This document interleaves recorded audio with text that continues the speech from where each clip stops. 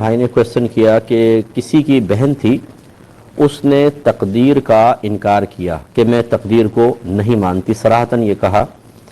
اس شخص نے جا کے کسی مفتی صاحب سے فتویٰ طلب کیا تو انہوں نے کہا کہ تقدیر کا انکار کرنا کفر ہوتا ہے۔ اس سے پہلے کہ وہ بہن کو سمجھاتا، اگلے دن ہی اس کی بہن کا انتقال ہو گیا۔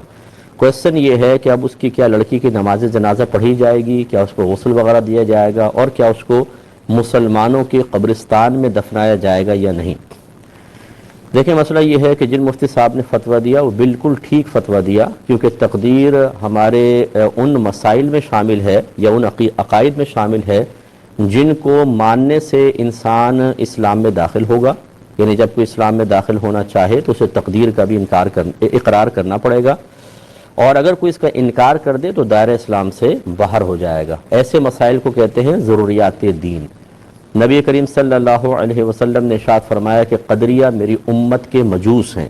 قدریہ وہ کہ جو تقدیر کا انکار کریں، ان کو اپنی امت کا مجوسی ہمارے نبی کریم نے قرار دیا، اور مجوسی کہتے ہیں آتش پرست کو، یعنی گویا کہ وہ کافر ہوگا۔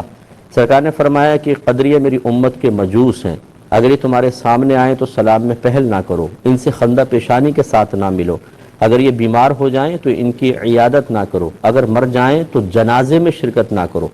یہ اللہ کے نبی کا فرمان ہے جو اخلاقیات کا درس دینے کے لیے اور اخلاقیات کو کاملیت تک پہنچانے کے لیے تشریف لائے۔ اس کا مطلب ہے کہ اس قسم کے بد مذہب سے اخلاق جداگانہ ہو جاتے ہیں، مطالبہ شرع کچھ اور ہو جاتا ہے۔ تو خلاصہ کلام یہ ہوا کہ اگر واقعی اس لڑکی نے تقدیر کا صراحتاً انکار کیا تو وہ دائرہ اسلام سے خارج ہے۔ اب وہ اس قابل نہیں ہے کہ اس کی نماز جنازہ پڑھی جائے اور اسے مسلمانوں کے قبرستان میں دفن کیا جائے، ایسی کسی کپڑے میں لپیٹ کر غیر مسلمین کے قبرستان میں اس کو دفنا دیا جائے۔